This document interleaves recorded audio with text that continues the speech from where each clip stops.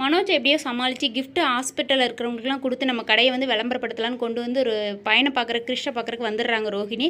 அம்மா இவனை கூட நீ கரெக்டாக பார்த்துருக்க மாட்டியாம்மா, அவனுக்கு எப்படி வலிச்சிருக்கணும்னு ரொம்ப ரோஹிணி அழுகுறாங்க. சரின்னு சொல்லிட்டு வெளியில் எப்படியா வீட்டுக்கு கிளம்பிடலான்னு ரோஹிணி கிளம்பிட்டு இருக்கும்போது மீனாவும் முத்துவும் வராங்க.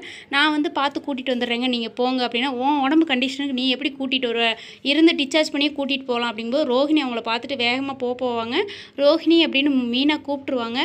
சொல்லுங்கன்னா, இல்லை இங்கே எங்களுடைய இதை வந்து இங்கே எல்லாத்துக்கும் கொடுத்துட்டு கிஃப்ட் கொடுத்துட்டு அவங்கள வந்து இன்வைட் பண்ணிட்டு போகிறேன் அப்படின்னு சொல்லுவாள் ரோஹிணி. உடனே வந்து முத்துவும் மீனாவும் வந்து அங்கே போய் பையனை பார்த்துட்டு நல்லா இருக்குது, இன்னும் 2 நாளில் கட்டாக உத்தரலாம் அப்படின்னது. இன்னும் 2 நாள் நீங்கள் வெளியில் இருக்க வேண்டாமா, எங்கள் வீட்லேயே தங்குங்க அப்படின்னு சொல்லி முத்துவும் மீனாவும் வீட்டுக்கே கூட்டிகிட்டு வந்துடுறாங்க. வீட்டுக்கு கூப்பிட்டு வந்து விஜயா வந்து இவங்களெல்லாம் எதுக்குடா கூப்பிட்டு வந்த, ரோட்டில் போகிறவங்களெல்லாம் இங்கே கூட்டிகிட்டு வந்துட்டு இங்கே ஏற்கனவே ரூமே இல்லைடா, இப்போ இதில் வேறு இப்படி பண்ணிக்கிட்டு இருக்கிறீங்க 2 பேரும் அப்படின்னு ரொம்ப இப்போ என்னங்க உங்களுக்கு பிரச்சனை அப்படின்னு சொல்லி முத்துலாம் கேட்குறாங்க. வீட்டில் ரொம்ப பிரச்சனையாக போயிட்டுருக்குது.